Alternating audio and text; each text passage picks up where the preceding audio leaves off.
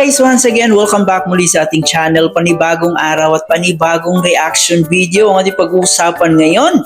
Kalingap Jomar, pinagsabihang mahiya ka naman kay Carla. At dito rin po guys ay sinagot rin po niya ang paratang na siya daw mismo ang nagsabi na may bagong boyfriend daw itong si Carla. Abay, ganun pala ka bubo si Papa Joms. Kung sila yung magsyuta ni Carla Bells, bakit siya mismo ang magsasabi na may bagong boyfriend si Carla? Na alam naman po natin ngayon na nandun sa Sorsogon yung Jomcar ngayon at masaya po silang nagsa-shopping. Mamaya ay atin ba yung pag-uusapan at ating alamin kung ano yung sagot ni Kalingap Jomar dito. Pero bago tayo magpatuloy doon, please don't forget to subscribe, paki-like and share ang ating video, paki-turn notification bell para laging updated every time na mag-a-upload po tayo. At ating suportahan ng ating ama ng Kalingap na si Kuya Bar Santos Matubang at Edna Vlog in Kalingap Rob. Suportahan din po natin ang mga keyboys, Kalingap partners, mga charity vloggers sa Pilipinas na tumutulong sa ating mga kababayang mahihirap. Huwag nating kalimutan. At nandyan din po ang makasama nating Kalingap reactors, especially ang Karepa, Team Bios, Strikers, Watchers, lahat po naman nagde-depensa, nagkukontent sa Kalingap, suportahan natin. So ngayon nga po guys ay ating alamin kung gaano nga ba ito katotoo at ano ang sagot ni Kalingap Jomar dito na mismo siya ang pinaparatangan na siya daw ang nagsabi na may bagong or may ibang boyfriend daw itong si Carla. At take note guys, may resibo pa daw umano. So anong resibo kaya ito? So ito, panoorin na natin to. Dito kasi, ba't kayo pupunta sa iba-ibang live? Okay, let me clear things.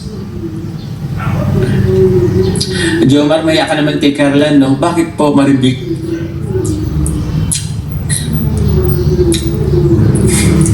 Okay, may nagtatanong, may about this screenshot na sinabi ko daw na may ibang boyfriend si Carla. Wala pong katotohanan po yun. Yan, sinabi ko na agad po guys, so huwag natin patagalin pa. Kasi I have still work, I have still na para tawag niyan, kailangan tapusin yung mga nag-orders din. May ganyan, magkasama pa lang kami kanina. Anyway guys, yun na nga guys, ang ano namin dito, nag-relax kami ha.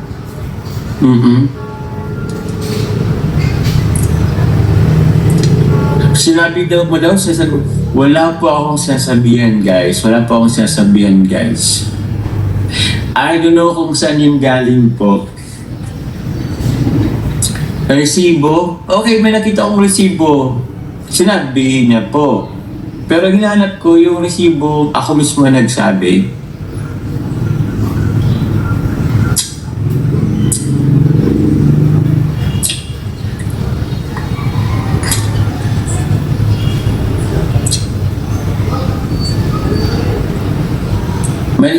May resibo kami guys dito guys sa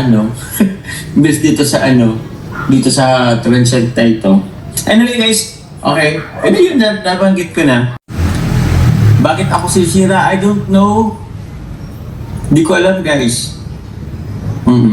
Di ko alam kung bakit.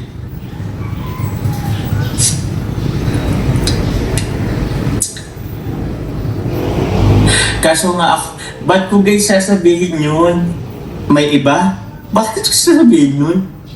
Like, gusto ko malaman po kung merong may video na ako talaga nagsabi. Diba? Ilan naman po.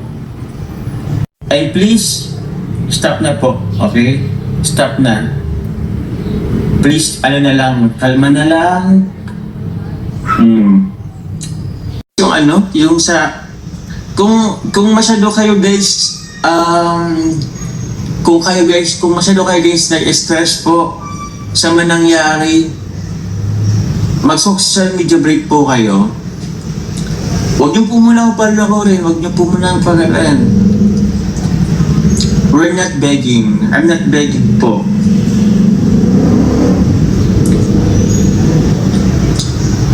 Thank you po, Mama Tess.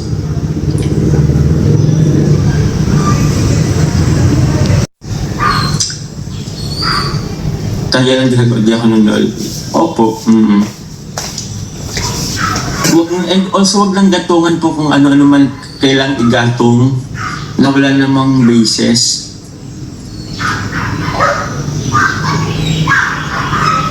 Tama. Ato, ba't ko naman? Yun ang agis eh. Pwede kinasira ni Carly na. Gagawin ko ba yun? Siyempre hindi. Malamang hindi.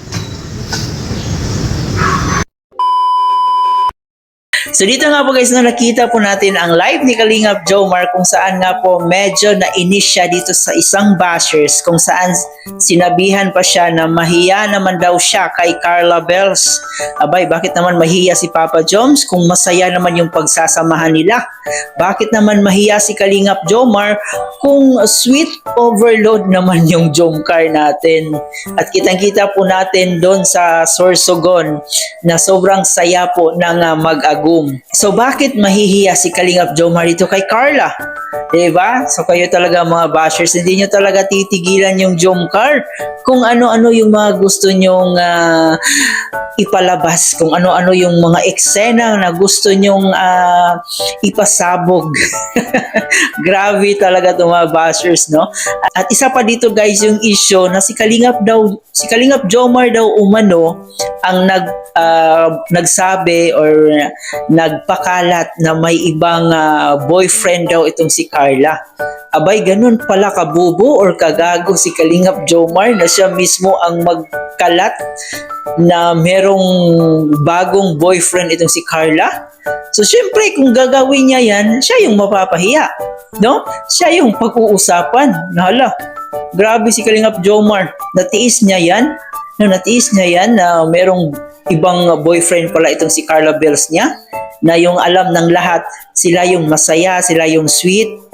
So ganun ka bubo si Kalingap Jomar pa siya mismo yung magsabi na siya yung may ibang boyfriend itong si Carla.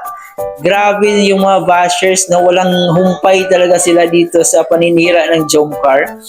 So syempre guys, kung si Kalingap Jomar ang magsasabi niyan sa public, malamang siya yung mapapahiya. Kasi siya yung boyfriend, siya yung palaging nakadikit dito kay Carla Bells. No? Kung merong mga taong magsabi niyan, siguro yung mga kaibigan, yung mga hindi niya kakilala, yung mga nakasubaybay sa Jomcar, tapos nalaman nila na may boyfriend pala itong si Carla, so sila yung magsasabi, hindi manggagaling mismo kay Kalingap Jomar, kasi siya yung mapapahiya dyan. Diba? So may nagsabi pa nga na meron daw resibo na si Kalingap Jomar daw talaga yung nagsabi na may ibang boyfriend si Carla. Nako naman mga bashers, no, 24/7 talaga yung paninira nila. Walang humpay. Almost 3 years na tong Jomcar pero grabe. Talagang namumukadkad pa rin yung mga bashers. Dati si Kalingap Jomar yung pinagsabihan na may girlfriend si Kalingap Jomar, may mga pangalan na lumitaw na nalilink dito kay Kalingap Jomar. Parang hindi nila kinaya, no? Hindi nila kinaya. Lilipat na naman sila dito kay Carla. Grabe. Sana all talaga itong mga bashers. No, meron kayang sahod sa bashers kasi gusto ko na lang mag-bashers para may sasahurin din po ako.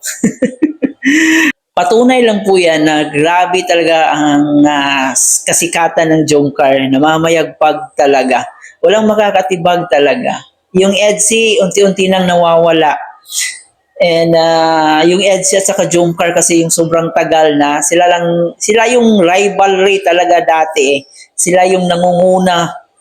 Pero ngayon unti-unti nang nawawala talaga yung EDSI. So itong Jomcar na lang talaga yung nag-iisang nakatayo, no? Matagal nang nakatayo kaya gustong-gusto talaga nilang ipatumba itong Jomcar. Pero dahil solid na ang Jomcar, kumbaga sa puno pa is nakagamot na siya ng todo, so mahirap na talaga siyang itumba. Kung ano-ano na lang yung mga ginagawa nilang paninira, So nakakaawa. Hindi yung Jomcar ang nakakaawa dito guys, kundi yung mga taong inggit dito sa Jomcar, yung mga taong hindi makapantay dito sa Jomcar. Sabi nga nila, pag hindi mo kayang pantayan, abay, siraan mo. So yun po ang mga ginagawa ng bashers ngayon. At siguro, kasi yung mga bashers nagtatago sila sa mga hindi tunay na account, malay natin na isa sa mga bashers dyan is matalik na kaibigan ni Carla, matalik na kaibigan ni Jomar. So parang nandyan lang yung mga malapit lang sa kanila yung mga taong naninira sa kanila. Kasi kung malayo yan sa Jomcar, hindi nila alam kung ano yung totoong nangyari. So for sure, malapit lang yan sa kanila. Nakapalibot lang yan sa Jomcar yung palaging naninira. Kaya payo natin sa Jomcar, mag-ingat po kayo palagi. Kasi nandyan lang yan, nakamasid lang yan sa inyong dalawa yung mga taong naninira. Kadalasan kasi, hindi lahat pero kadalasan na yung naninira talaga sa atin is yung mga nagpapanggap na kaibigan ko, yung mga nagpapanggap na kapamilya ko, yun po ang isa talaga sa mahilig manira sa atin. Kaya watch out and mag-ingat talaga palagi ang Jomcar. So yan lang muna guys ang ating update, reaction video sa ngayon. Huwag kalimutan mag-like and share and paki-comment po dyan sa ating comment section patungkol sa ating topic ngayon. Muli po, ito po yung host na si Chloe TV. Thank you for watching.